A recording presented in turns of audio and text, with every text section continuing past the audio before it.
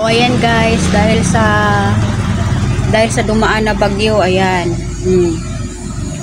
Kunti na lang yung stock natin ng kape, kaya maglagay tayo guys. Tingnan nyo kahit yung lagayan namin ng Coco Pandan guys. O ayan, wow, wala kaming Coco Pandan, walang ka-Coco Pandan. Wala. Ilang hilera yan dyan, pero wala talaga kaming Coco Pandan ngayon. Tingnan nyo guys yung aming lagayan ng bigas, walang laman. Oh, walang laman. Walang laman. Oh, walang laman.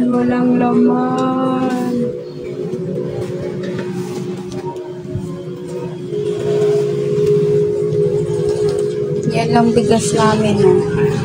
Yan lang. Ayan na po sila dahil pwede na po tayong bumiyahe pakunti-kunti. Ayan, hahakot-hakot na po tayo ng bigas natin.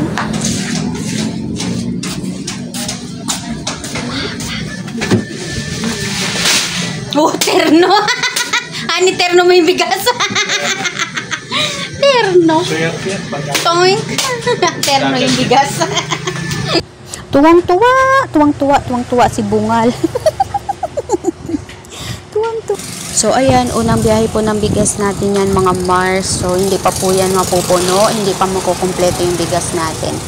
Sa pangalawa hanggang pangatlong biyahe, ayan, pagka ganyan po na wala kaming stock, kailangan makatatlong biyahe kami ng sunod-sunod para mabuo natin yung ating supply na bigas. Ganyan po siya. Kasi po yung available lang na nakukuha namin ngayon is yung local rice at saka yung Thai rice, yun. Yung Vietnam wala pa po. Ang Vietnam po is yung Coco Pandan, yun yung pinakamabiling bigas natin.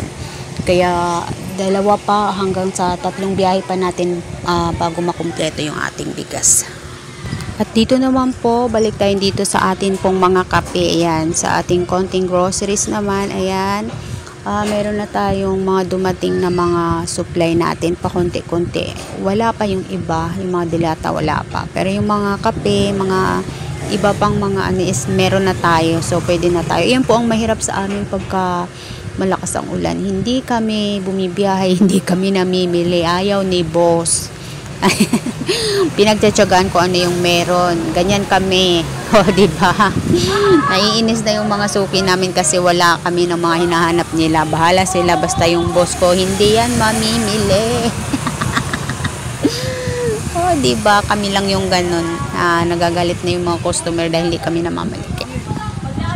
Kaya naman, halina kayo mga suki, bumili na kayo dahil eto na, meron na ulit tayong stock.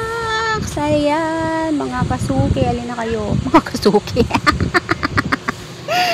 Ay, nako, ewan. Mga suki, halina kayo, bili na kayo. Bilhan nyo na si Maring Jenny nyo para may benta na. O, diba? Mahigpit ang ating pangangailangan ngayon. Sabi nila, yung August nga daw po ay taghirap. O, kaya, ewan, no? Maraming naghihirap, nahihirapan tayo sa buhay, pero mas maraming naghihirap. Kaya naman, very thankful tayo sa lahat ng mga blessings na pinagkakaloob sa atin ng ating Lord, diba? Thank you so much kasi kahit ganito lang buhay natin, at least maayos tayo, nasa maayos tayong kalagayan, nakakapag-survive tayo, o diba?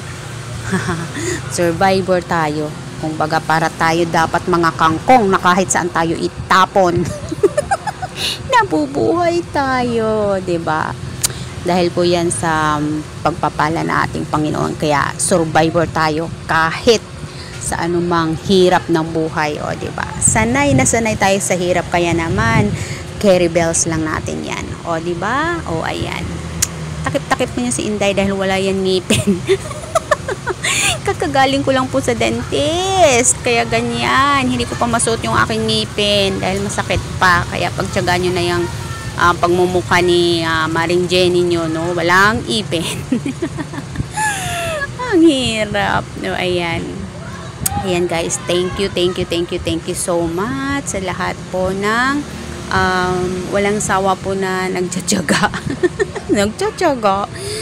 Na nanonood po ng ating video kahit na po puro tayo katsaringan dito. Char! O, diba? O, ayan, natapos na po yung ating pong pagde-display. Kahit pa paano meron ng laman. Marami pang kulang pero at least meron na tayong nakikita.